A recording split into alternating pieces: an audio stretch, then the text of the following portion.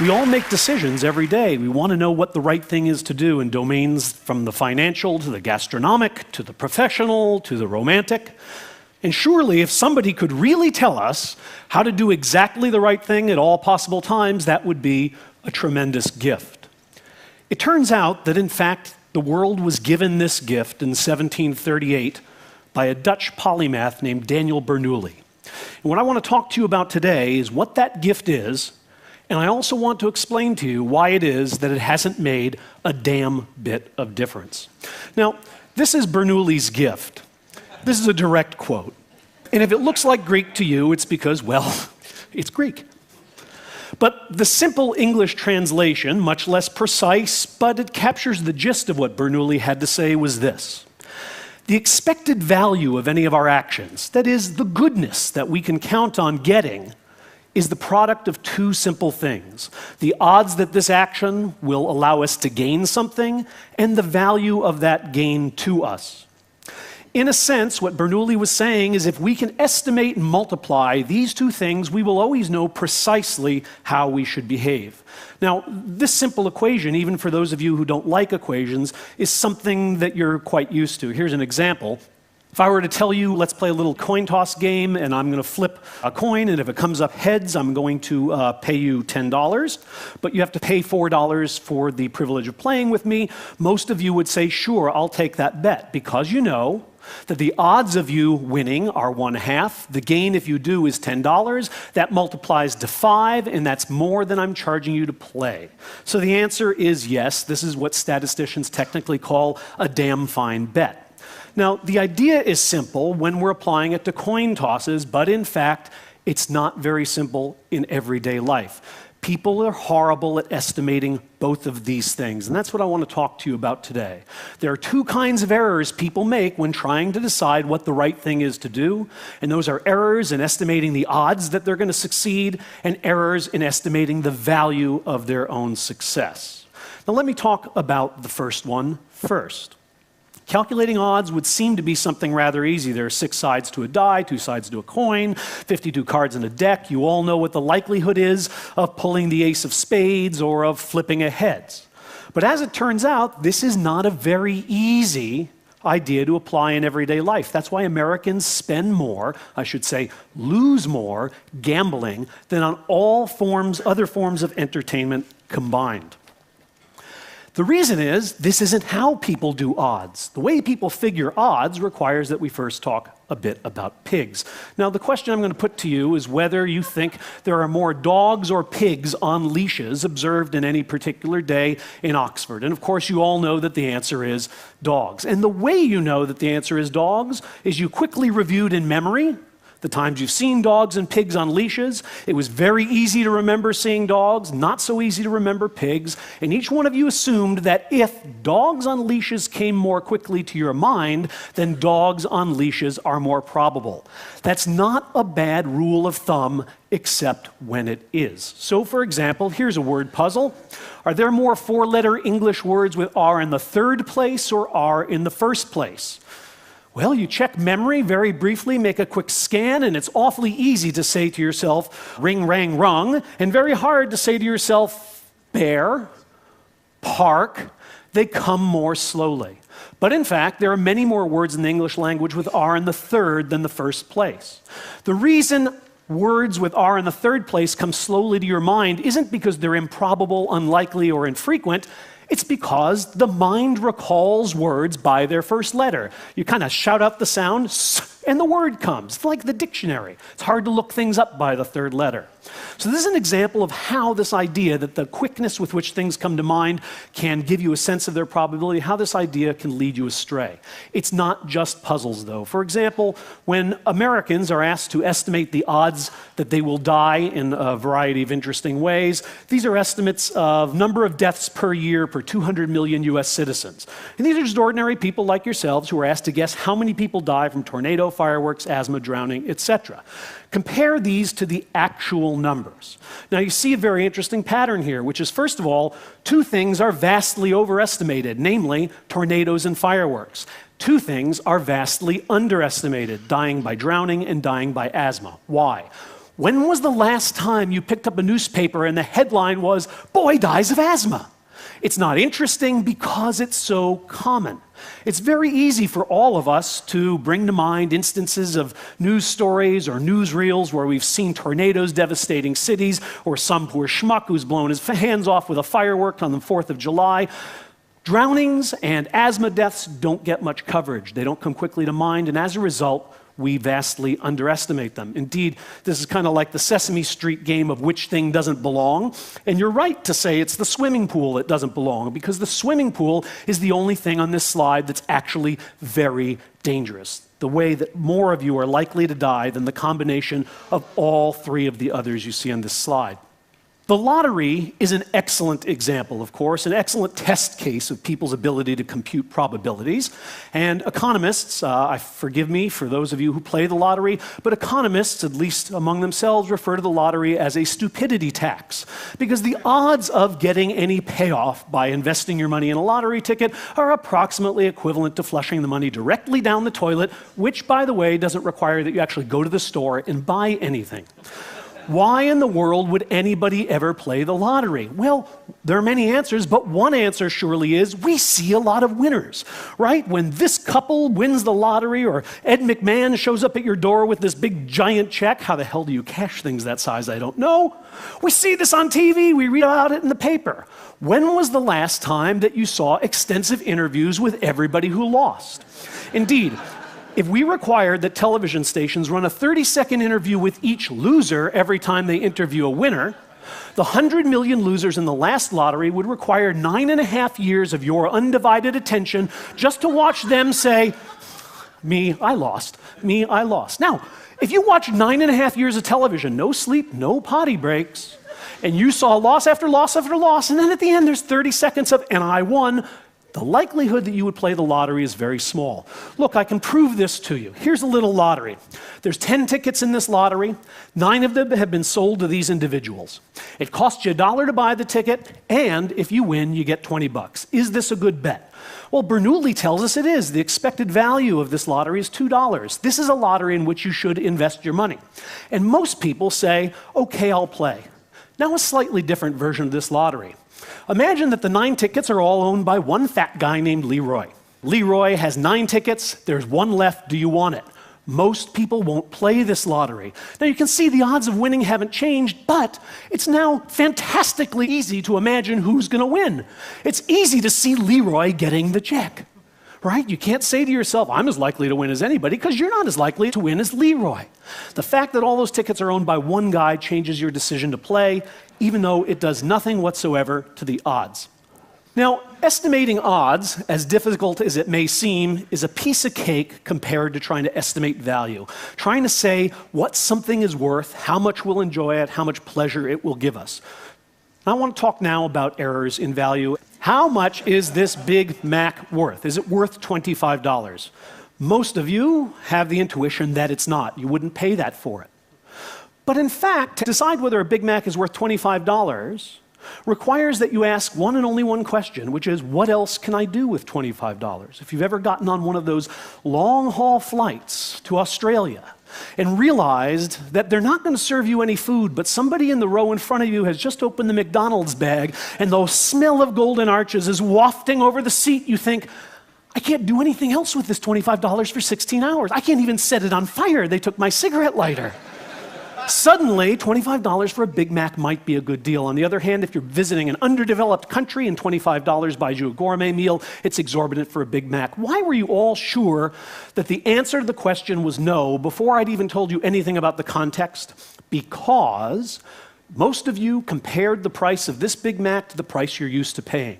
Rather than asking, what else can I do with my money, comparing this investment to other possible investments, you compared to the past. And this is a systematic error people make. What you knew was you paid $3 in the past, $25 is outrageous.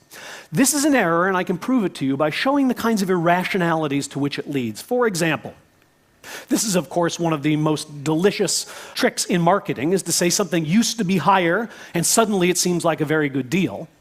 When people are asked about these two different jobs, a job where you make $60K, then $50K, then $40K, a job where you're getting a salary cut each year, and one in which you're getting a salary increase, people like the second job better than the first, despite the fact that all told they make much less money. Why? Because they have the sense that declining wages are worse than rising wages, even when the total amount of wages is higher in the declining period. Here's another nice example. Here's a $2,000 Hawaiian vacation package. It's now on sale for $1,600. Assuming you wanted to go to Hawaii, would you buy this package? Most people say they would. Here's a slightly different story. $2,000 Hawaiian vacation package is now on sale for $700, so you decide to mull it over for a week. By the time you get to the ticket agency, the best fares are gone. The package now costs $1,500. Would you buy it? Most people say no. Why? Because it used to cost $700, and there's no way I'm paying $1,500 for something that was $700 last week. This tendency to compare to the past is causing people to pass up the better deal. In other words, a good deal that used to be a great deal is not nearly as good as an awful deal that was once a horrible deal. Here's another example of how comparing to the past can befuddle our decisions. Imagine that you're going to the theater. You're on your way to the theater. In your wallet, you have a ticket for which you paid $20. You also have a $20 bill.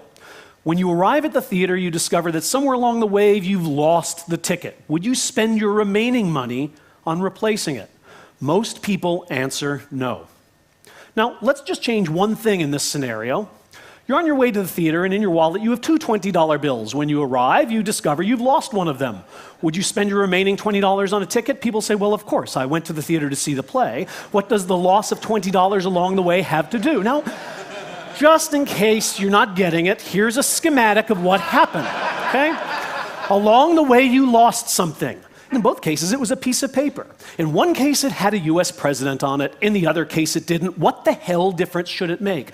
The difference is that when you lost the ticket, you say to yourself, I'm not paying twice for the same thing. You compare the cost of the play now, $40, to the cost that it used to have, $20, and you say it's a bad deal.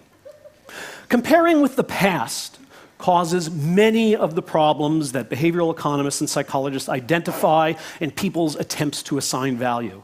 But even when we compare with the possible instead of the past, we still make certain kinds of mistakes. And I'm going to show you one or two of them.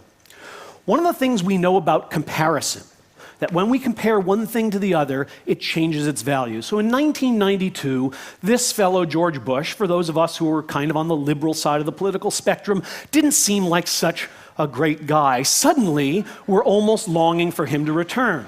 The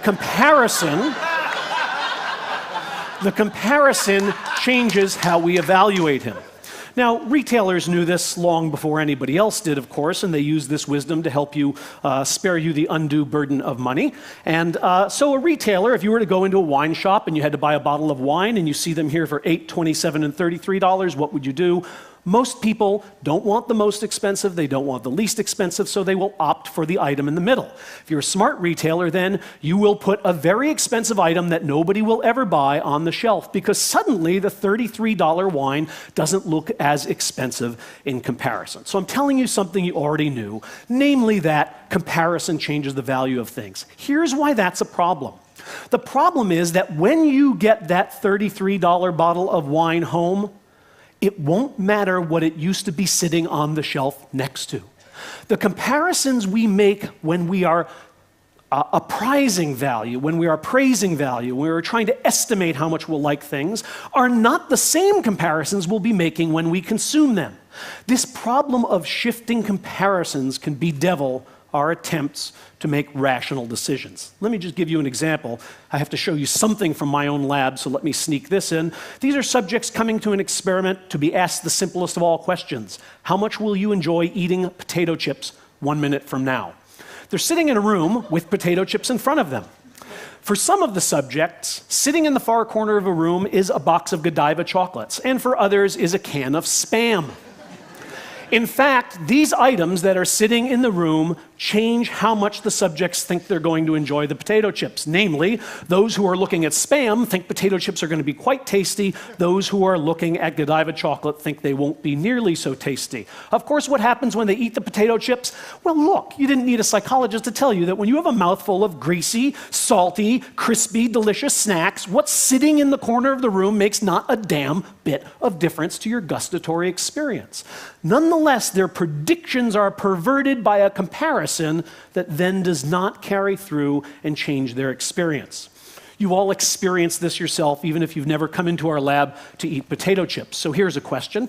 You want to buy a car stereo? The dealer near your house sells this particular stereo for $200, but if you drive across town, you can get it for $100. So would you drive to get 50% off, saving $100? Most people say they would. They can't imagine buying it for twice the price when with one trip across town, they can get it for half off.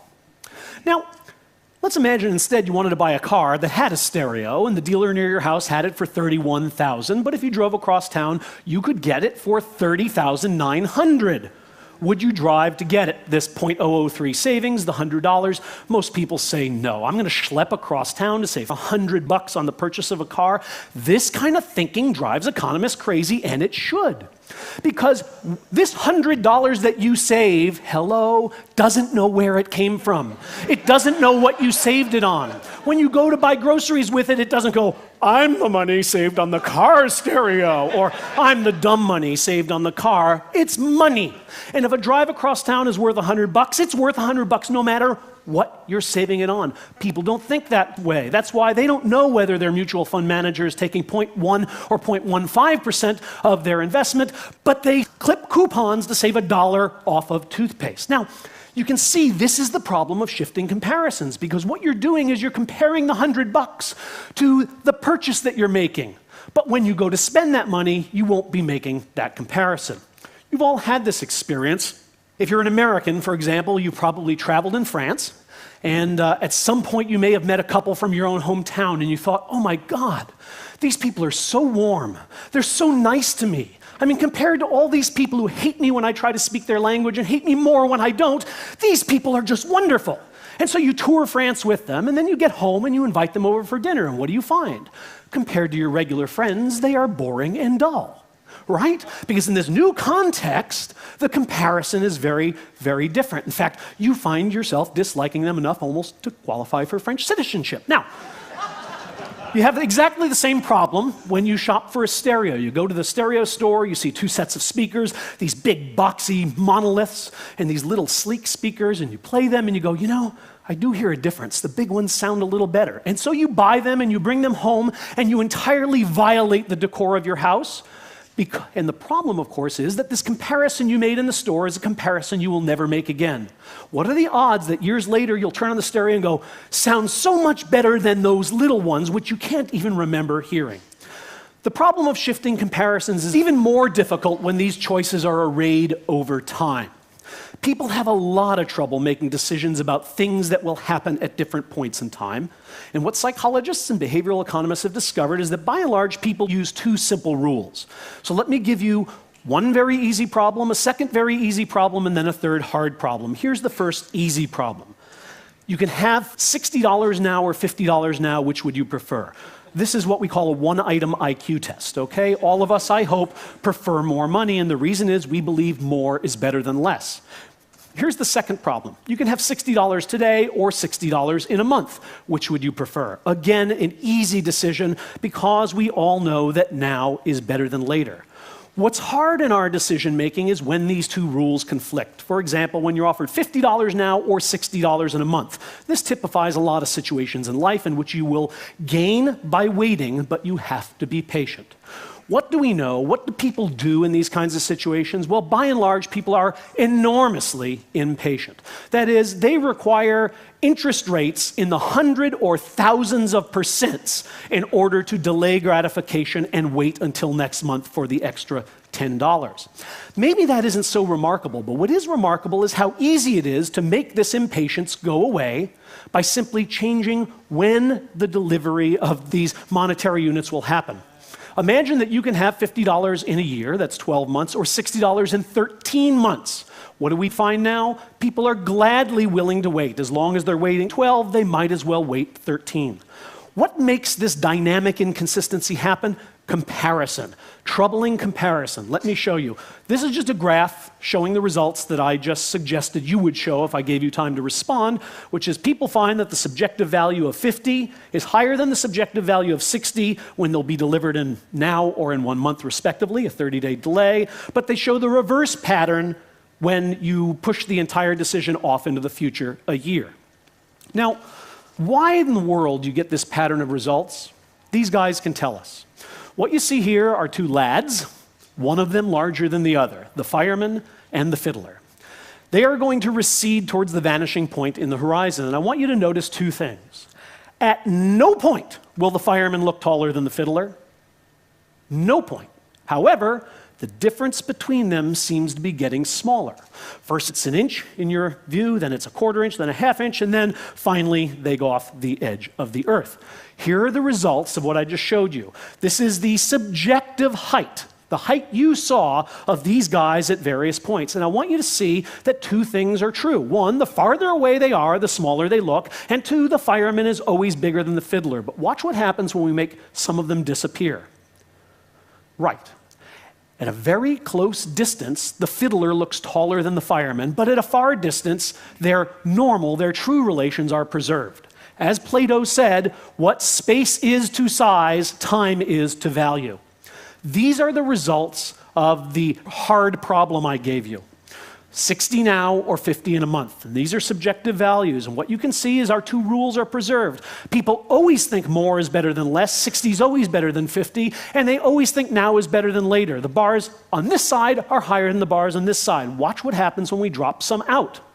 Suddenly we have the dynamic inconsistency that puzzled us. We have the tendency for people to go for $50 now over waiting a month, but not if that decision is far in the future. Notice something interesting that this implies, namely, that when people get to the future, they will change their minds. That is, as that month 12 approaches, you will say, what was I thinking, waiting an extra month for $60? I'll take the $50 now. Well, the question with which I'd like to end is this: if we're so damn stupid, how did we get to the moon? Because I could go on for about 2 hours with evidence of people's inability to estimate odds and inability to estimate value. The answer to this question, I think, is an answer you've already heard in some of the talks, and I dare say you will hear again, namely that our brains were evolved for a very different world than the one in which we are living. They were evolved for a world in which people lived in very small groups, rarely met anybody who was terribly different from themselves, had rather short lives in which there were few choices, and the highest priority was to eat and mate today. Bernoulli's gift, Bernoulli's little formula, allows us, it tells us how we should think in a world for which nature never designed us. That explains why we are so bad at using it, but it also explains why it is so terribly important that we become good fast. We are the only species on this planet that has ever held its own fate in its hands. We have no significant predators. We are the masters of our physical environment. The things that normally cause species to become extinct are no longer any threat to us.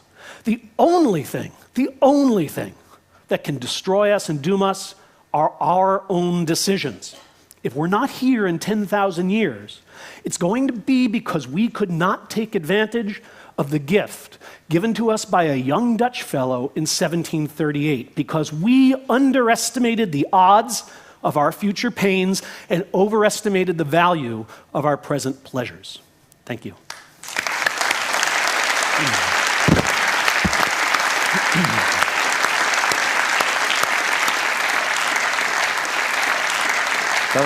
That was remarkable.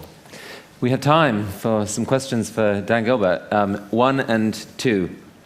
Bill Liao, would you say that this mechanism is in part how terrorism actually works to frighten us? And is there some way that we could counteract that?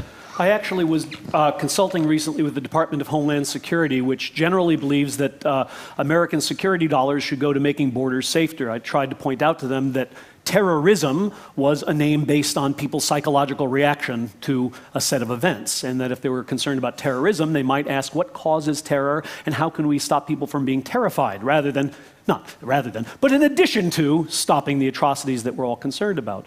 Surely the kinds of a play that at least American media give to, and forgive me, but in raw numbers, these are very tiny accidents. We already know, for example, in the United States, that more people have died as a result of not taking airplanes because they're scared and driving on highways than were killed in 9/11. Okay? If I told you that there was a plague that was going to kill 15,000 Americans next year, you might be alarmed if you didn't find out it was the flu. These are small-scale accidents, and we should be wondering whether they should get the kind of play, the kind of coverage that they do. Surely that causes people to overestimate the likelihood that they'll be hurt in these various ways and gives power to the very people who want to frighten us. I'd like to hear more on this. So you're saying that our response to terror is, it's a form of mental bug. Talk more about it. It's outsized. I mean, look, if Australia disappears tomorrow, terror is probably the right response. That's an awful, large lot of very nice people. On the other hand, when a bus blows up and 30 people are killed, more people than that were killed by not using their seatbelts in the same country. Is terror the right response? What causes the bug? Is it the drama of the event, that it's so spectacular? Is it the fact that it's an intentional attack by, quote, outsiders? What is it? Yes. It's a number of things, and you hit on several of them. First, it's a human agent trying to kill us. It's not a tree falling on us by accident. Second, these are enemies who may want to strike and hurt us again. People are being killed for no reason instead of good reason, as if there's good reason, but sometimes people think there are. So there are a number of things that together make this seem like a fantastic event. But let's not play down the fact that newspapers sell when people see something in it they want to read. So there's a large role here played by the media who want these things to be as spectacular as they possibly can. I mean, what would it take to persuade our culture to downplay it? Well, go to Israel. Go to Israel and a mall blows up and then everybody's unhappy about it, and an hour and a half later, at least when I was there, and I was 150 feet from the mall when it blew up, I went back to my hotel, and the wedding that was planned was still going on. And as the Israeli mother said, we never let them win by stopping weddings. I mean, this is a society that's learned, and there are others too, that has learned to live with a certain amount of terrorism and not be quite as upset by it, shall I say, as those of us who've not had many terror attacks. But is there a rational fear that actually the reason we're frightened about this is because we think that the big one is to come? Yes, of course. So if we knew that this was the worst attack there would ever be, there might be more and more buses of 30 people, we would probably not be nearly so frightened. I don't want to say, please, I'm going to get quoted somewhere as saying terrorism is fine and we shouldn't be so distressed. That's not my point at all.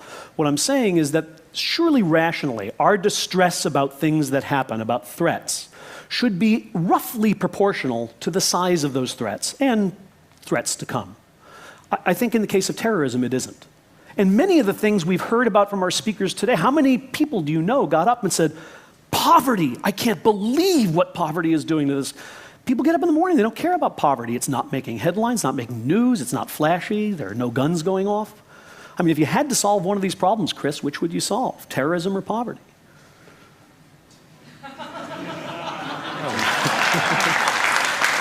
That's a tough one.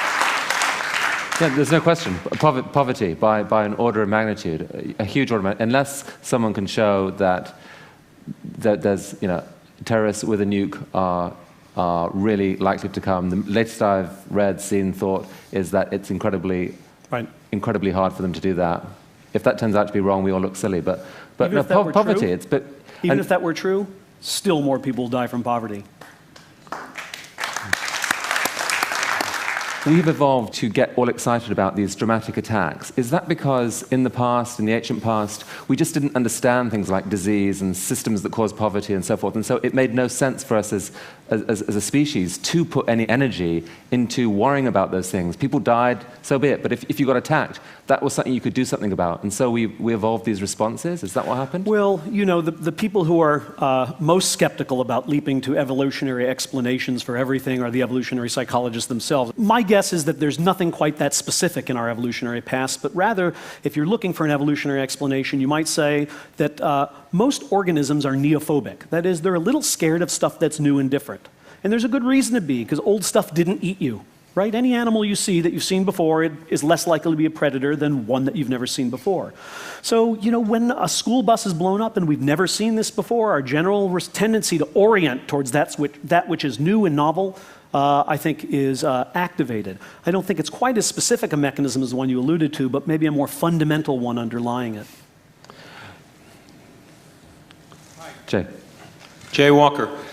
Economists love to talk about the stupidity of people who buy lottery tickets, but I suspect you're making the exact same error you're accusing those people of, which is the error of value. I know because I've interviewed about 1,000 lottery buyers over the years. It turns out that the value of buying a lottery ticket is not winning. That's what you think it is. All right? The average lottery buyer buys about 150 tickets a year, so the buyer knows full well that he or she is going to lose, and yet she buys 150 tickets a year. Why is that? It's not because she is stupid or he is stupid. It's because the anticipation of possibly winning releases serotonin in the brain and actually provides a good feeling until the drawing indicates you've lost. Or to put it another way, for the dollar investment, you can have a much better feeling than flushing the money down the toilet, which you cannot have a good feeling from. Now, economists tend to economists tend to view the world through their own lenses, which is, this is just a bunch of stupid people, and as a result, many people look at economists as stupid people. And so fundamentally, the reason we got to the moon is we didn't listen to the economists. Thank you very much.